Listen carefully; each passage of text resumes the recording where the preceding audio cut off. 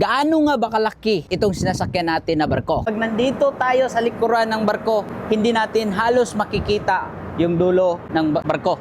Ganon kalayo. Mula dito sa kinatatayuan natin ngayon is merong 5 palapag hanggang maakyat natin ang pinakatuktok. At dyan sa ibaba naman, papunta sa makina ng barko is nasa mga 5 palapag din. Yung basura namin is color coding, walang kalat. Matapos yung halos 1 linggo naming biyahe mula sa Australia, is ngayon nandito na naman tayo sa Indonesia. Ito ang pinakamalapit na countries sa bansang Pilipinas. Ngayon ipapasilip ko sa inyo itong maraming mga barko din na mga naka-anchorage dito. Gaya niyan kung mapapansin niyo hanggang dito.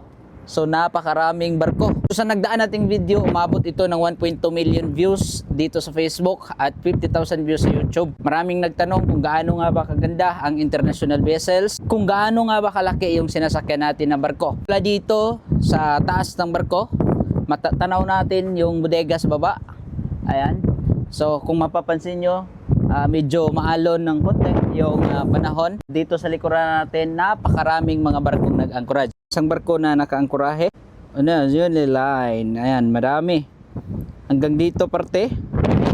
At dito naman, ang daming mga barko na naka-anchorahe. Ayan, so maraming barko na naka-anchorahe hanggang dyan. Ayan. Nandito tayo sa may parte ng Indonesia.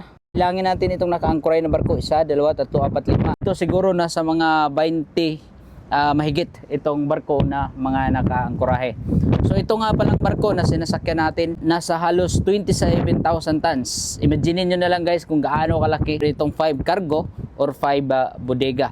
Is yung haba dito mula sa pupa or sa likuran ng barko hanggang sa proa or sa dulo ng barko, 200 meters ang haba. So imagine nyo na lang kung gaano kahaba.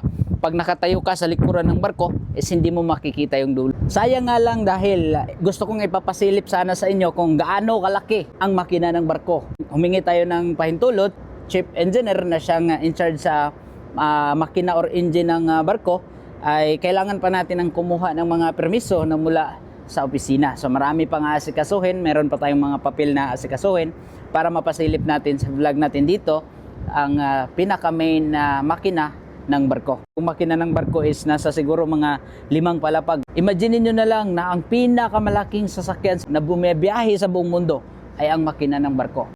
Imagine niyo na lang kung gaano kalaki yung tambutso ng barko at yung laki ng mismong tambutso mula dyan hanggang sa pinakaibaba at sa pinakaibaba dyan mismo sa ilalim. Mula dito sa kinatatayuan natin ngayon is merong 5 palapag hanggang maakyat natin ang pinakatuktok or bridge nitong barko. At dyan sa ibaba naman hanggang sa engine room or papunta sa makina ng barko is nasa mga 5 palapag din. At dito ipapasilip ko sa inyo. Ito ang pinaka-importante dito sa barko. Kahit saan area meron kaming telepon at bawat kabena or bawat kwarto ng mga crew is may telepono. So ibig sabihin, kung may hinahanap, direct calling lang. Hindi na kailangan mo kumatok or tumawag pa. At bukod pa dun, kung hindi man maririnig sa telepon, kung makikita nyo ito, meron kaming speaker. So ang ibig sabihin po niyan, meron tayong mga public address gaya ng mga standby crew, lahat para ma-aware lahat. So ipipidging lang ng mga opisyal para marinig sa lahat ng crew. At bago po yan, ipapasilip ko sa inyo itong laundry namin. Ayan, kung makikita nyo, common laundry. So tara, pasok tayo. Dito sa laundry namin, meron kaming washing machine. Ayan. So naka-arrange po yan dito sa mga madumi or sa mga coverall na gamit or sa mga malinis. Ayan. So meron tayong 3 washing machine.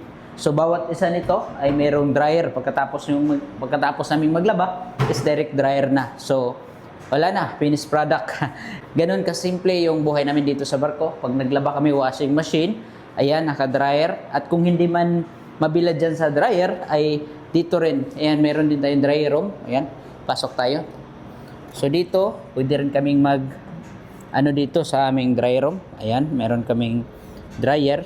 So ito yung dryer room namin. Ayan. So, ganito kaganda yung aming laundry room dito sa barko. Mamit kami ng color coding para sa mga lagayan ng basura. So, walang kalat. Pag yellow is yung plastic at pag pula rugs and paper. So hindi lang yan, meron ding green para sa Food West at sa blue para sa metal and glass.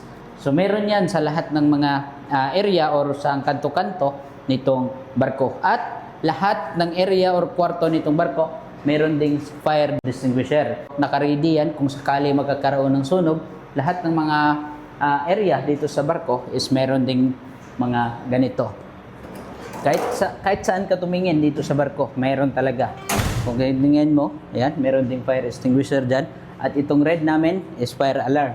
Kung sakali, merong mga emergency, ayan, so patutunogin lang namin yung mga fire alarm para ma-aware or alerto lahat ng mga crew dito sa barko. Dahil nga sa sobrang lawak at laki nitong barko, is kapag nandito tayo sa likuran ng barko or pupa, hindi natin halos makikita yung dulo ng barko. Ganun kalayo.